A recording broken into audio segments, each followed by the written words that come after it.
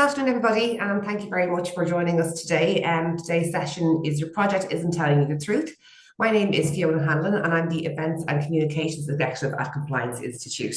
So just before I hand you over, the session, as always, will run for approximately 1 hour, and we will encourage all of our attendees to ask questions in the questions function, and they'll be addressed at the end of the session. And the CPD code is 20260624. That will be sent to everybody once the session concludes, along with a copy of the slides, and then the recording will also be available later on compliance.ie. So I will hand you over now today to Matthew Olnick, founder of the Risk Insider. Thank you. Great. Thank you very much, Fiona.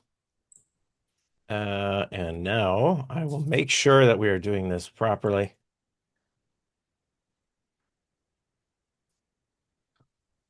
I'm going to presume you see it. Yeah. And okay, perfect. All right. Just doing a double check there, folks. All right.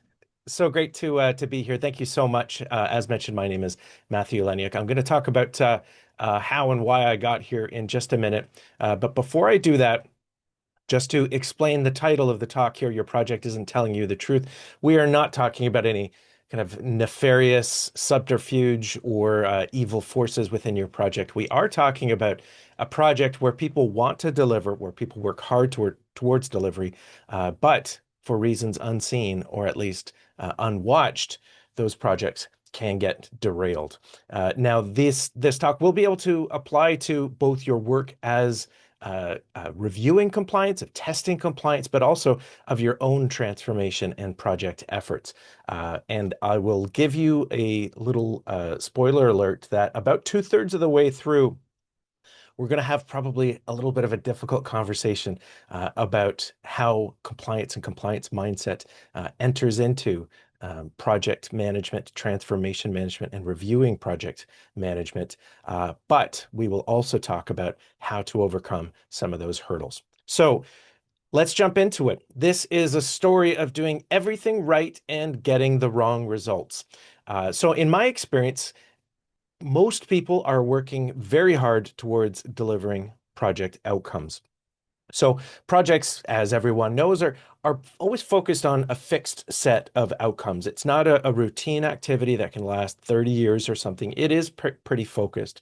And I kind of, although I spent the first chunk of my career in project delivery, mostly in the private sector, a lot of my experience comes from the public sector and performing oversight there. And the project management success rate in the public sector is kind of dire. So this was about 12 years ago, PricewaterhouseCoopers did a global analysis of public sector projects and found that 84% of them experienced some sort of failure. A couple years after that, KPMG did a global survey of public sector leaders, and 91% of them felt that their project was going to fail or not. This was an opinion survey.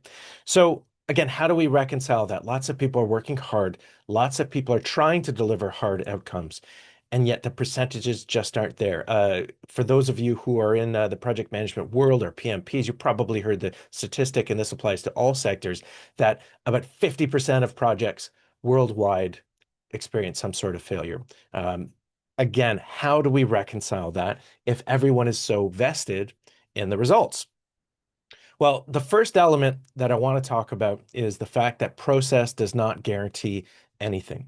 So I mentioned a little bit what my experience is. It was project delivery and client services for the first many years of my career. Internationally, I've lived and worked in 7 different countries, I think, and worked with many people and many, many more than that. And when I got to the Canadian federal government and I took on a number of roles within education and training for the internal audit sector, I decided to actually jump into internal audit myself. And I made a career of that over the next 17 years, I think it was, eventually becoming director of internal audit and then a chief audit executive of the federal banking regulator in Canada. And that gave me a lot of deep insight into projects in the public sector. We're not talking small ones, although I did review some small ones as well, but multi-billion-dollar national and cross-federal projects that sucked up a lot of the spotlight as well as the money of the federal government. And so what I found is over and over and over again, most projects have everything they're supposed to need. So they've got the processes, they've got the frameworks, they've got the right people in place, they've got steering committees and governance, they've got oversight, stable funding, all of the things that they're supposed to have. And yet, as we've already talked about, they do experience failure all the same. And this was a tough pill to swallow as an audit executive, always trying to find out why. We test and we test and we test, and they're doing everything right, and yet nobody was satisfied with the results, least of all the citizens. And one of the hard conclusions that I would reach was, yes, they have everything, but it's not enough. And so, question is, if it's not enough, what is there to fill? There is a space for leadership, and that's what we're going to be talking about for the next short while. I'm not saying do away with processes and frameworks, of course. Not only do I think that they're helpful, but they are necessary. I don't believe in the hero theory where one guy can just kind of jump in and improvise and fly by the seat of his pants and somehow deliver an unbelievable project just through intuition alone. Of course, we need processes and frameworks. But we also need to leave space for the leadership behaviors. And we are not talking explicitly about leaders. So when I say leadership behaviors, I'm not saying, VPs and CEOs and ministers and everything else.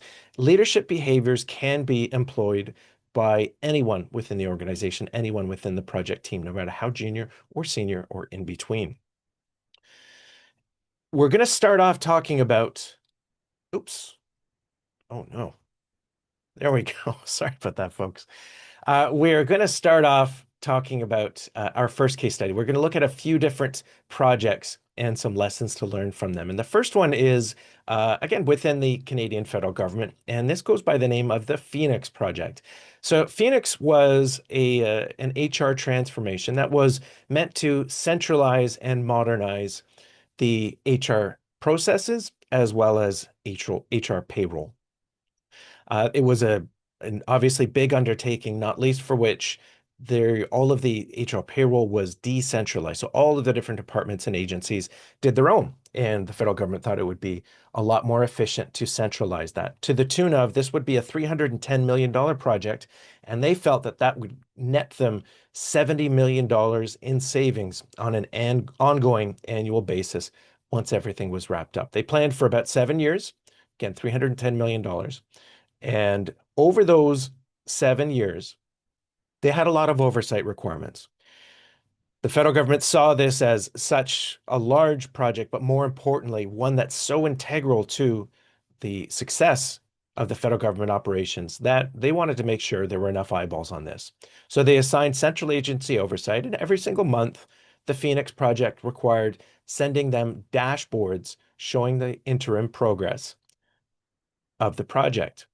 Now, for those of you who are not familiar with the concept of what looks like a dashboard there, we've got, generally speaking, lots of different performance indicators, and they all follow what we call the RAG status. So red, amber, or green. Red for really bad, amber for not so good, and green for all going well. For most of those 7 years, everything painted a pretty good story. So yes, of course, there's going to be this little issue and this little bump in the road. Of course, every project is going to encounter those. But for the most part, every single month for about 7 years, the project told the central agency, on the whole, this is a strong project going well. Until 3 months before launch. Now, months and months and months across years and years and years of green status suddenly went red pretty much across the board with 3 months to go. It went from being a strong, successful project to a 5-alarm fire. Again, just 3 months before launch. Now, when senior leadership in the federal government saw this, they thought, well, my goodness, we can't possibly launch like this. Everybody's looking forward to it, but we need to make sure we fix all the problems. So they decided to defer for about 5 months the launch of the program. And that's just what they did. They said, okay, you've got enough time now, go fix it, and we will launch again shortly. And then 5 months came and went, and they did proceed with the launch, and it was, to put it mildly, a complete disaster. So some employees were overpaid, which always sounds good, but the tax man, of course, always comes calling. Some people were underpaid, and most alarmingly, some people were not paid at all. They received $0 for their work. Now, in response to a situation in which everyone was pretty confident that everything is working, the federal government had a natural response, which was to say, we'll fill out this form and log what we call a ticket, and somebody will get to it and it will be fixed soon. What they didn't anticipate was the volume of tickets that they would get. It's been just under 10 years since Phoenix has launched. And since then, there have been over 12 million tickets launched, complaints of things going wrong with their payroll. And at last count, some people are estimating that still over 400,000 live tickets in action. Because, of course, once we address one, another one pops up in its place. Now, we talked about how much this cost. It was what, $310 million, meant to save $70 million on an ongoing annual basis. To date, the Phoenix project has cost over $4 billion. And unfortunately, that's still a running tally because they have decided that there is absolutely no way to fix this system, that they need to fully replace it with something else.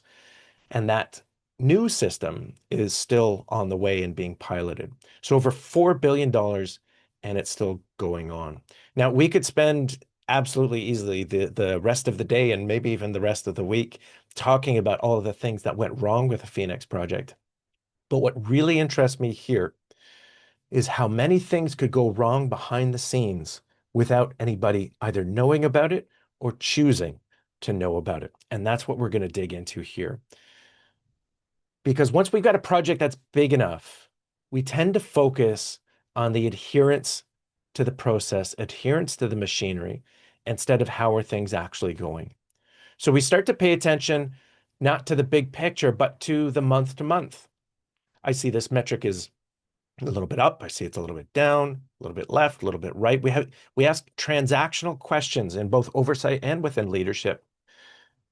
And all we're really doing is doing these little micro comparisons as opposed to really talking about, am I making meaningful progress towards delivering this project?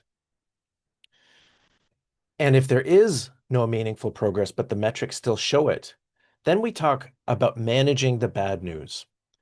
In the case of the Phoenix project, we saw that these issues kept getting delayed and delayed and delayed. How do we know that? Well, because it kept telling a good news story that clearly was not the case. And I'm going to say that I don't believe that anybody was really trying to defraud the government, the taxpayers, whoever it was, the leadership. What I firmly believe is that there's a lot of justification that happens here, self-justification that might come from a good place, but still boils down to a blurry picture. So if I'm a project manager, for example, and maybe I think that I'm a little bit behind this month. I've looked at it. Geez, I wish I was a little bit further. But then I start to think, well, John was pulled into another project for a few weeks there, and he's a really key player. Susan also plays such a big role in this, and she had to run away for a family emergency. Both of them are coming back next month.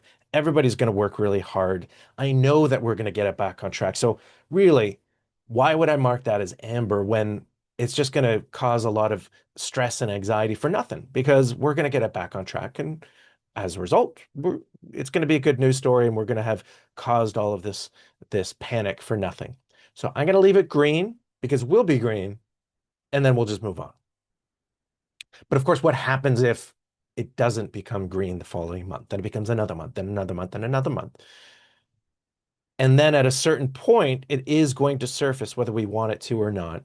And the questions become, why didn't I find out about this sooner, both from oversight as well as leadership?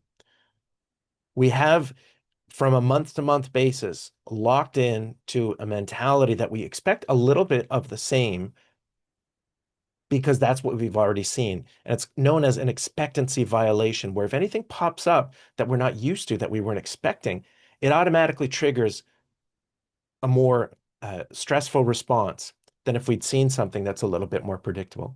And this becomes a challenge for both the doer as well as the reviewer.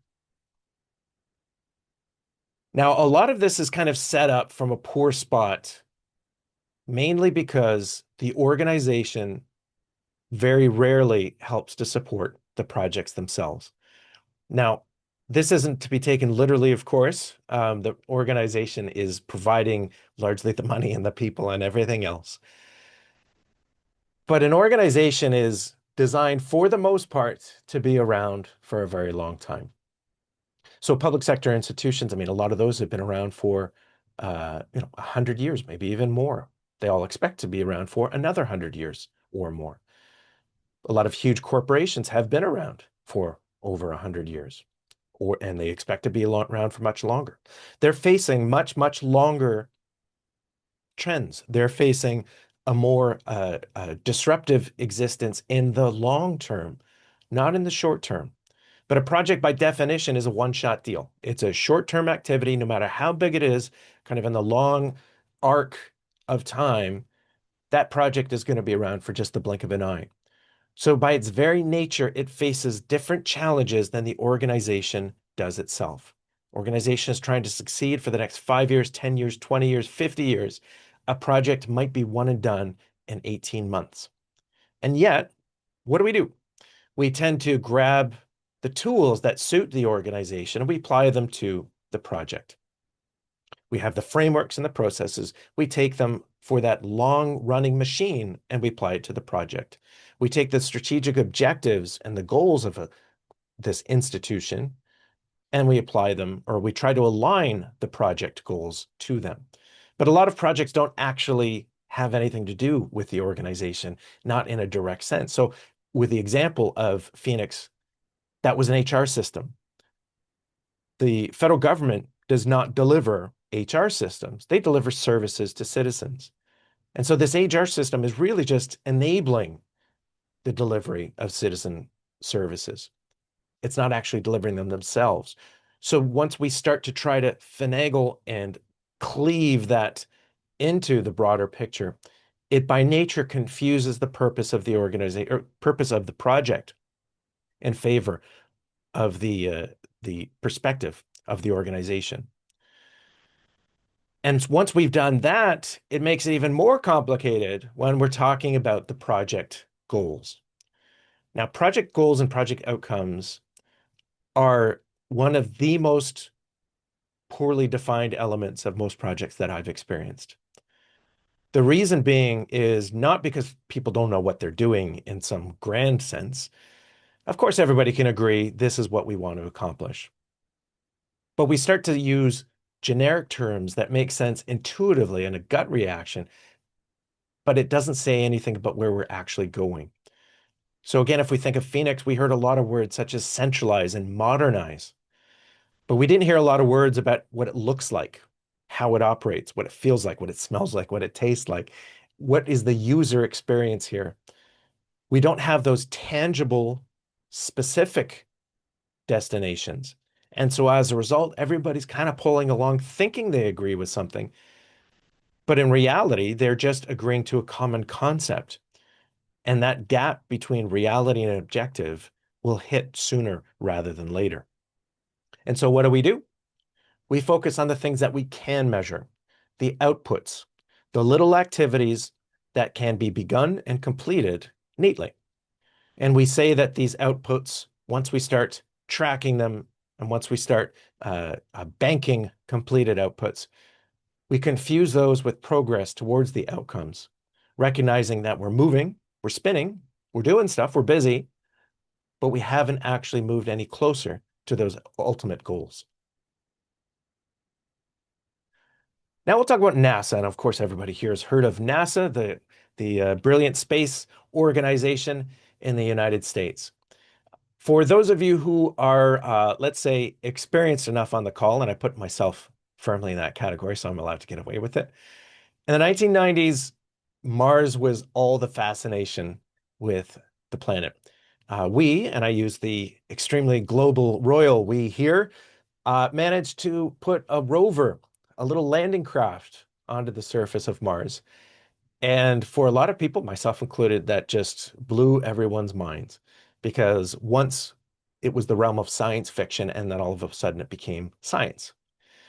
And so space agencies around the world, European Space Agency, Japanese, and of course NASA, were very eager to go back and explore it further. So, of course, NASA had a slate of these different activities and projects to do with Mars. And one of them was known as the Mars Climate Orbiter. So the Mars Climate Orbiter, strangely, was designed to orbit Mars and measure its climate. So it was meant to track the atmospheric conditions and the chemistry and all that to just get a better sense of what Mars as an entity was. And with all deep space projects, they had to put this piece of machinery through the unbelievably rigors of harsh environments. So unbelievably harsh heat, harsh cold, radiation, these types of environments that it would never encounter on Earth because space is hard. And so they put it to the test, and of course it passed because that's what they do. And they try to think about future technologies and build them in, and they test those too. And they try to test every possible scenario for every single situation so that whatever they encounter, nothing is a surprise. And so they did all that over the course of a number of years. They launched it, and some of you might not be familiar. Sometimes, rather than just kind of aiming straight at Mars, what they'll do is they'll launch in a weird direction and loop around one planet and loop around another to kind of gain some speed with the gravity. And it takes a lot longer, but it's a lot cheaper. So this took about 2 years to get there. And in 1999, it finally started to approach the Mars orbit. And the NASA engineers put in the instructions, and the instructions were meant to kind of skim across the Mars atmosphere and slow down and slow down and slow down until finally it settled into a nice spot in the orbit high above the surface of Mars. And so they put in their instructions and they had to do what they have to do. There's no steering wheel on that thing. They just sat back and waited for the orbiter to do its thing. And then they lost communication with the probe. Now, these things happen high speeds, high temperatures, blocked by the planet itself. Of course, they're not going to expect perfect fidelity in their communications. But after a few hours, they got worried. And after a couple of days, they had to admit what they never would have wanted to, was that the Mars Climate Orbiter was lost. Now they did their post-mortem. What went wrong? What could have happened here? We tried to plan for every different scenario. And what they discovered is, well, NASA is actually kind of, I don't want to call it a shell company, but it sits at the top. It has tons of partners. It has tons of labs and factories and providers, both stakeholders and partners, as well as subcontractors, doing a lot of the different elements. And NASA, what they do is they pull it all together and make sure everything works. And they're running the show, but they're not necessarily doing a lot of the building.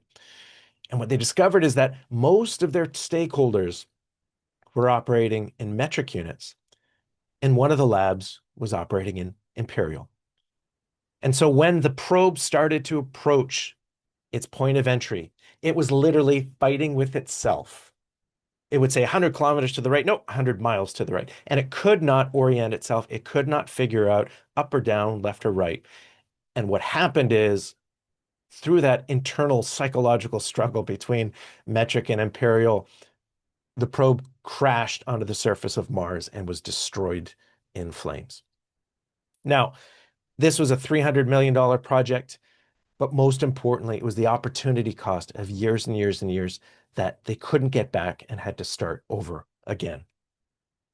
Now, when we talk about NASA, I mean, we lose the excuse of the wrong people managing the project. NASA is an organization that never has to try to get talent. I mean, you've got all the smartest people in the world fighting for jobs at NASA.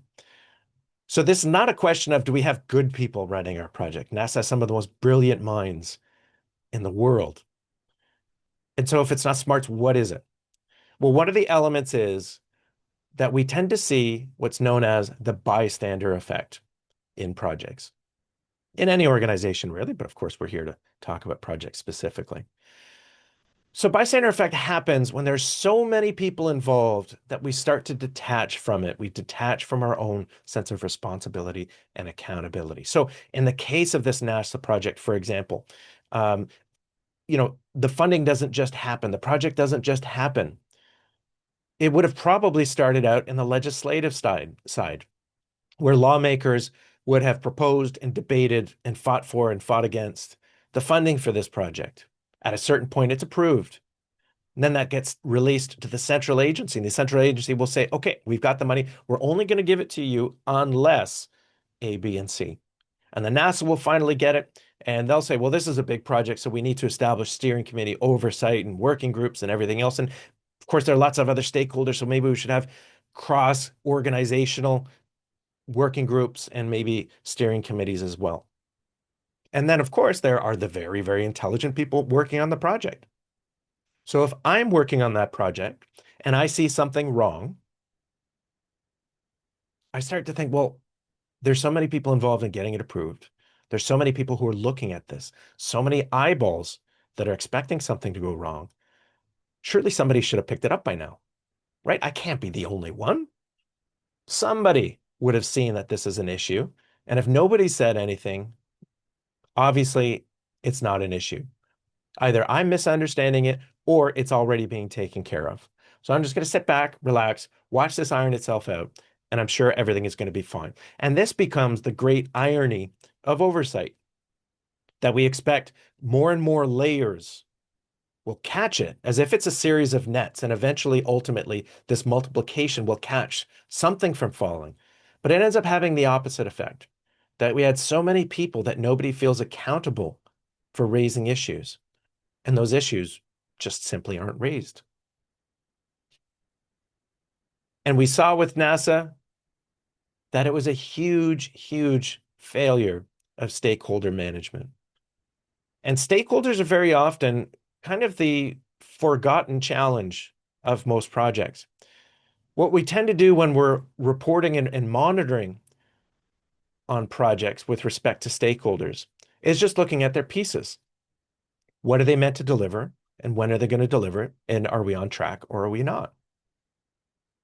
But so much of stakeholder management and stakeholder challenges falls outside of those simple parameters. In the case of NASA, was anybody really asking, are we using the same understanding here? One organization using imperial while everyone else was using metric. This is something that is not going to appear. And to be honest, a lot of what we could be looking at for stakeholder management should not be on the dashboards. I don't want to report that, yeah, I don't think Steven's team is actually going to deliver. I think they're going to fall short. We don't want to report that because, first of all, we could be wrong and we're publicly humiliating a team. But secondly, who's going to work in an environment like that? All it's going to do is cause friction. So sure, okay, maybe in a formal environment, we are just reporting on those individual activities.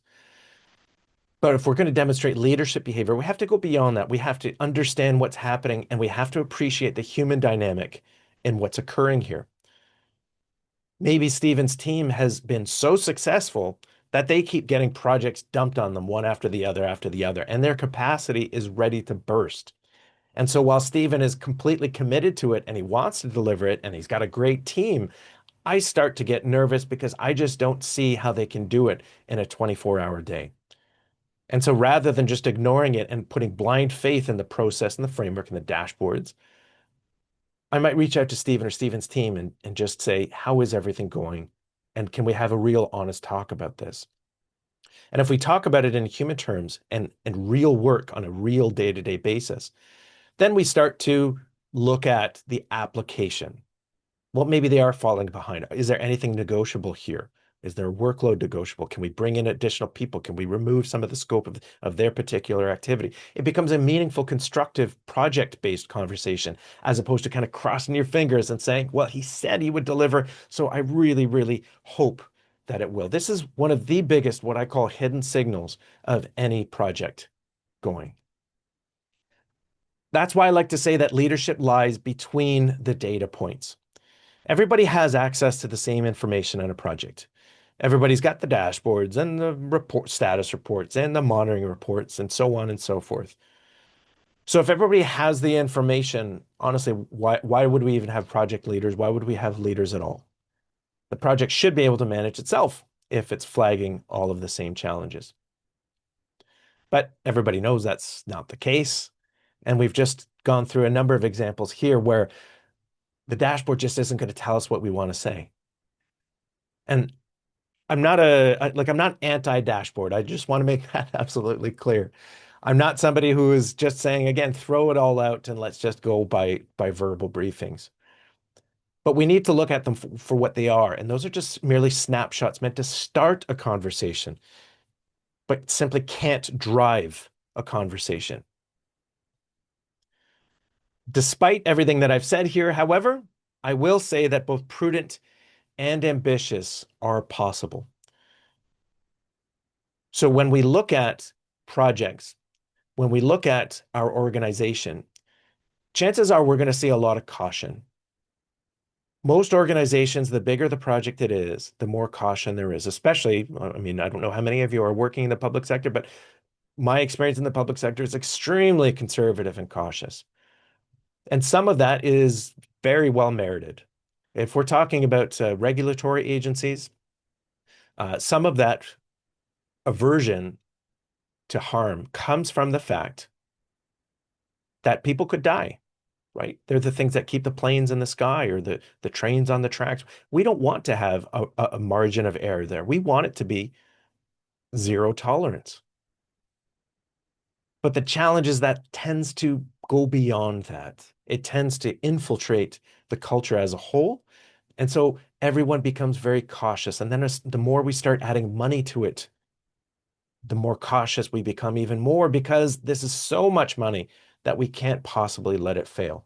But as we've already talked about today, the more oversight and the more people, the more eyeballs we add to a project, the less efficient and even effective it's going to become. And this brings us to that slightly uncomfortable conversation that I alluded to at the beginning of this talk. So I've avoided a very specific word for a very specific reason. That word is risk. Now, I've been working in risk for close to 20 years now. I consider myself to be somewhat of an expert in the field, and yet I never use the word unless I absolutely have to. When I talk with leaders, I avoid it until we have agreed on the language involved. Now, why is that? It's such a common word, and it's something that applies across the board. The reason I do that is because there is a little bit of a mental pattern that tends to occur when people hear the word risk, especially if we're talking about people who are delivering something, delivering a project, delivering a service. When people hear the word risk, they think of the word compliance. Okay, and this is where it gets awkward. And when they think of the word compliance very often, I'm sure some of you have experienced this, a lot of people just think simply have to. They don't think it through. They don't think about what it means. They don't think about why this rule or regulation or law or anything else has been put into place to begin with. All they think of is have to. And when they have a have to mindset, that means they just fill out a form quickly, shove it to the side, and get on with their quote unquote real work. Now, I think everybody on this call recognizes that compliance is not compliance just for the sake of compliance. Nobody's doing everything just because they have to. It's the heart of why there's a compliance requirement that really drives the need. So surely this law, this regulation, this procedural step was put in place because something bad had happened before, or at least something bad is very likely to happen if it's not in place. But if we just merely set it as a requirement, something everybody has to do, then they don't appreciate the risk. They don't appreciate how it could go wrong. And so they treat it much like we used to treat homework in high school. I'm going to just do it, get it over with. Hopefully I get a good grade. If not, I'm going to study harder for the exam. Now, this type of mentality does a major disservice to both the project and the organization. What happens is, as we've already talked about, the project manager is not going to give it the attention and the respect that it deserves. So they do something quickly. They grab from the Enterprise Risk Management Framework, which is basically just a menu. They pick from the menu, they slap it on, they've filled out enough fields, and then they move on. They haven't really thought about it. But then, and then I've been on this side, on the audit side, we look at this and we say, okay, well, they've filled everything out. They've got everything they need. I'm not going to challenge it too much because they supposedly have put enough in there. And then we treat it seriously and we monitor it, how they're doing against it. And of course, oversight and steering committees, they're going to monitor that as well. And what we're doing is we're doing a little bit of risk theory here, where we've started with a shaky foundation where people didn't really think it through, but everybody's treating it as if it were important, as if it made a difference. Now, what I like to instead start with, rather than starting with the word risk and getting into this have to type of mentality, is I start off talking about the project outcomes. We've already talked about what the challenges are there, but let's say for argument's sake that the project outcomes are very well defined. They're crystal clear. They're excellently crafted. Okay, this is what we're trying to achieve. And then the question becomes, well, what could stop us from achieving those outcomes? And that's what a risk is. That's all it is. It's really that simple. They're two sides of the same coin. They're not two different sets of theories trying to merge in practice. They are, what do I want to do and what could go wrong? And if we start with those objectives in mind, rather than that menu, then we get to the real heart of what could bring it down a project. And that's what we need to talk about. We need to talk about what could sink the project, not what looks good on a form, but what could bring our project down. And the analogy I'd like to use is a roadmap. So we've set our destination. We know where we want to get to. How do we map the potholes in front of us so that we don't crash the car? Now, a truly cautious organization might think that they're being clever by simply driving 50 miles to the right or left and avoiding it altogether. But of course, all that means is we're going to have new potholes. Maybe we're not even spending enough time thinking about those ones either. An organization that's a little bit too kind of lackadaisical with their risk might just decide, let's plow ahead. I'm sure everything will be fine. But then, of course, they're going to hit a pothole and blow out the tire before we know it. But establishing that roadmap enables us to navigate the terrain, figure out where we should go, where we shouldn't, what we should do when we encounter something that we simply can't get around, and have a real tangible plan of action. Nothing of theory, but something of purpose. And we can't do that unless we establish a culture within the organization of risk awareness and risk discussion. Now, what we tend to do in organizations and projects, and I'm sure you've seen it, that people really like to avoid the topic of risk once they're locked in. So they're going to do this have to exercise at the beginning. And then later on, we did it. We did that activity. We're good to go. But they fail to constantly challenge their own project. But even most importantly, they fail to challenge their own thinking. Only in a culture where we're constantly challenging ourselves and questioning, did I make the right decision? Did I miss anything? What should I be looking at that I'm not looking at? Only once we've got that culture in place can we really be dynamic and, most importantly, proactive towards tackling those issues. Now, in a conservative organization, that can be a challenge. I mean, the culture of the organization can dictate what the team is doing as well. The public sector is, I mean, it's massive and it is conservative. It is cautious. Canadian public sector is about 300,000 people. In the United States, I think it's over 2 million people. When you've got an organization that big, there is simply no way I, as a project manager or a leader or someone demonstrating project leadership behaviors, could possibly change the culture of the broader organization. But what I can do is try to change the culture within my team, within the project. Start opening my own decisions up to scrutiny, challenging my ideas, challenging the project plan, asking what's changed since we started this journey and what's going to change ahead of time. Now, we can't be perfect. We can't know everything, but that's kind of the point. Once we acknowledge that we can't possibly know anything, then we treat it with urgency and we start looking on a day-to-day basis for how our project can be derailed. So I've given you a couple of, let's call them unfortunate projects. But before we go, I am going to leave you with a slightly more positive one. Now, as we all know, I mean, it was just a couple of weeks ago now that a Winter Olympic Games concluded. And as we all know, with Winter Olympics and Summer Olympics, it invites, a big crowd. And with that big crowd tends to be a lot of either praise if everything went well, and everybody talks about the splendor of sport and the glory of human achievement and how everybody comes together to deliver major spectacle. But if things go wrong, then that spotlight seems to shine even hotter on the host city and the host organization. And a lot of people start to question, why did we even do this? Why did we go down this road? It was such a bad idea.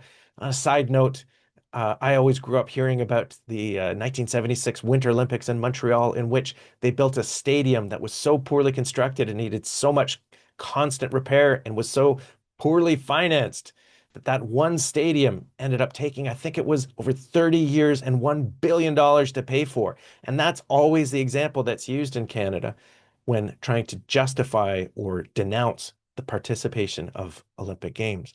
But in 2005, the UK government, they jumped in with both feet and they said, we are going to deliver the 2012 Summer Olympic Games. And so in 2005, as I said, they decided to allocate funding for the project, and the project launched ready to go. Now, that's a 7-year project, which sounds like a fair amount of time. But if we think about all of the infrastructure, the arenas, the new tube stations, this and this and this and this, it is a lot happening. And that is a condensed project. And after only 1 year, senior lawmakers started to get really nervous. They started to see a lot of different stakeholders kind of operating independently, not really aligned. But even more alarmingly, what they found was that the project plan was so optimistic that it pretty much required perfect project delivery in order to deliver on time. Now, anybody who's ever been a part of a project, even as small as 6 weeks, knows that no project in human history has ever been perfect. And so this was potentially shaping up to be a huge disaster. So after 1 year, only 1 year out of a 7-year project, they kind of put the skids on it and decided to go back to Parliament and have a very uncomfortable conversation and a very uncomfortable request. And that was, we need more money. Now, I can't speak to the motivation of these of the planners for the 2012 Olympic Games, but I do know that in the public service and in a lot of very cautious private sector organizations as well, we don't tend to ask for the money that we need. We tend to ask for the money that we think will be approved. So if we think that we need $150 million, we're probably going to say, oof, nobody's going to approve that. I'm going to ask for 90 million, and then we'll see what happens. And of course, a little while in, we simply don't have the money, and the organization will fall for the old sunk cost fallacy and say, well, we've spent all this money already. We simply can't pull the plug now. Okay, here's your additional money. Now, again, I don't know what the motivation was there, but they didn't have enough money and they went back to Parliament and asked for more. However, they didn't just ask for more money. They said, we have a new plan, one that builds in contingencies, one that has redundancies, one that has a much more realistic vision for how we can deliver these games. And 6 years after that, the 2012 Summer Olympics went off without a hitch. A lot of people called it the best Olympic Games in years. And it was delivered according to the revised budget, of course, but it was delivered on budget and on time, which goes to show that it doesn't require an 11th hour intervention. That was only 1 year into a 7-year project where they felt uncomfortable. But even more importantly, they took action, because it is never too early to fix things. And so after all that, yes, I do believe that ambition isn't just possible, it is defensible. Even in a cautious organization, it doesn't help to lower the bar. It doesn't help to be more cautious. Chances are that will be more likely to undo the project than if we set more ambitious targets. Once we set that target, that destination, we map the landscape, then we have an informed, risk-informed view of how to proceed, and we can develop a real action-oriented plan to get there. So we navigate reality, not just a conservative theory. Now, talked and hinted at a lot of different project risks.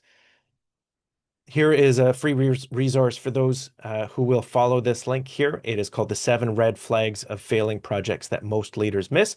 It is a quick and handy guide that also gives some important actions that people can take in order to get their projects back on track. Of course, if anybody here is encountering some very complex problems and they want to talk through them, I'm always happy to chat. So please do reach out at any time. Otherwise, feel free to grab this resource.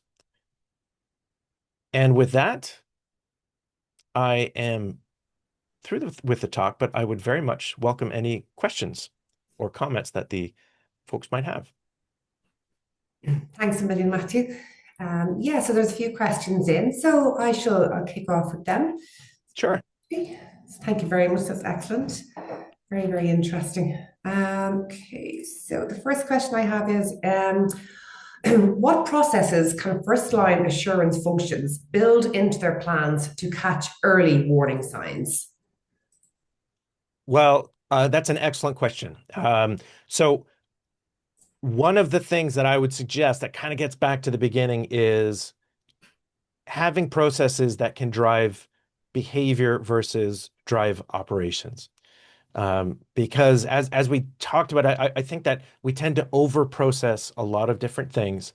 We tend to rely on the tools. I've given this talk and had people ask, what's the best risk management or project management, risk management tool? And I think that takes us down kind of a misleading path, if you will.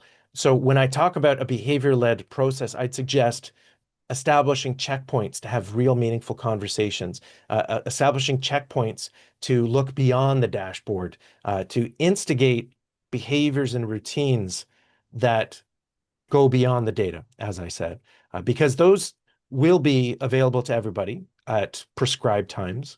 Normally, every month or every quarter, whatever it is, that the data is going to be updated and oversight's going to be briefed and leadership's going to be briefed, et cetera. But if we want to really get at the heart of it, we have to start asking questions. And sometimes that means asking the leaders or the participants in the project something simple as, what if we've missed something? What if we're wrong? What happens if X happens and then Y and then Z? So I don't think that necessarily a strict process will get us there, but rather the process that drives behavior, something that kind of makes our activities a little bit more routine from a judgment perspective. I hope that answers the question, but if not, please do follow up with another one. Thank you, Matthew. So the next one is quite long, so bear with me. Sure. So, but it does, I'd say a lot of our attendees will relate to, it's in relation to DORA. So the implementation of the Operation Resilience Act. So they're saying here, obviously the DORA implementation project in virtually every entity that the attendee is aware of seem to have unmitigated disasters, with one of the principal and most common complaints being the conflict or clash between group project teams, processes, and the specific needs, deliverables, or the underlying entities. Do you think project management of such projects is the best approach to take? Sorry, the last part, what do I think the best approach is? Is that Yes. what it is? Yeah. Well, that's a big question. Yeah. It's a great question. So what I would say is going back to leadership behaviors. So these types of transformation projects, I think, and this is maybe a little bit of a sidetrack, but I think the major transformation projects really try to squish too many transformations into a small space. So a lot of transformations nowadays, if not all transformations, largely are software driven, but we don't talk about the underlying processes and people below that. So very often we're trying to squish a lot of different things together, standardize, normalize, and we're expecting software to do that. We're expecting new systems to do that. And chances are, if we're expecting software to correct humans, that's not really going to work, especially when a lot of those processes and human behaviors are well justified for a specific organization. They've developed over time. People are familiar with it. Whether or not it's the best, people are familiar with it. So they're going to keep doing that, even if a software layer has been forced, the shell is trying to contain it, it's still going to happen. So I think a lot of transformations are set up to fail. And this applies explicitly as well to the Phoenix project I talked about beforehand. That really what we're talking about are two major transformations, the people and operations side, and then the digital side. But too often they're squished together. So kind of before we even start, that's really, they're often set up for failure. We want to rush through things. Now, in terms of what's the best approach to that, I'd say that a risk-aware culture, not a risk-cautious culture, but a risk-aware culture can set itself up for any situation. And if we have an open and transparent culture as well, that again can challenge what's coming up next, because again, getting into how we treat risk, it becomes an upfront activity. So not only are we not treating it with the respect that it deserves, in my humble opinion, we're also kind of letting it set like concrete, and we don't revisit it. We don't say what's gone up, what's gone down, what should be added, what should be removed. Chances are a lot of things don't even get removed. We just keep adding and adding and adding, if we're adding at all. Most of them are quite static. But once we get into this mindset of, I mean, it's almost like a healthy paranoia where we look around, what can harm us? What's going to come around the corner? Who might slip? Who has too much? We're asking these questions. Again, this is why risk is such an unfortunate word to use, because if we're talking about operational challenges like this, it's not a risk in the old sense of the generic label sense, but they're operational challenges. And once we start to get into that mindset of healthy paranoia with constant proactivity, then we start being a lot more nimble and agile. And we use the term agile as a process methodology, a project management methodology. But I've seen all of these perils befall agile projects as well, because it's the mindset and it's the leadership behavior that will always win at the end of the day. So that's where I would really put most of my focus, is on those leadership behaviors. And it starts with us. It starts with one person sometimes, because as we talked about, the culture of an organization can be so overwhelming that we're not gonna break through that. And the first step to recovery from a problem is to admit that we have a problem, and that's a big part of it, is just acknowledge, I am not going to change this organization, but I can change my behavior, and hopefully I can influence the behaviors of those on my team as well. Perfect answer. Thank you very much, Matthew. So that's all the questions that we've got in. But like I said, you can reach out to myself, and I will have a copy of the slides sent to everybody later on. So just to let you know that the CPD code again is 2026-0624, and I'll send that to everybody shortly. And I have to say, it's great to see so many people join us today. We had over 115 there online, which is great. So thank you, everybody. And thank you, Matthew, once again for your time. Really interesting and insightful webinar. So, and thank you, everyone, and enjoy the rest of your day. Thanks so much, everybody. Take care. Bye-bye.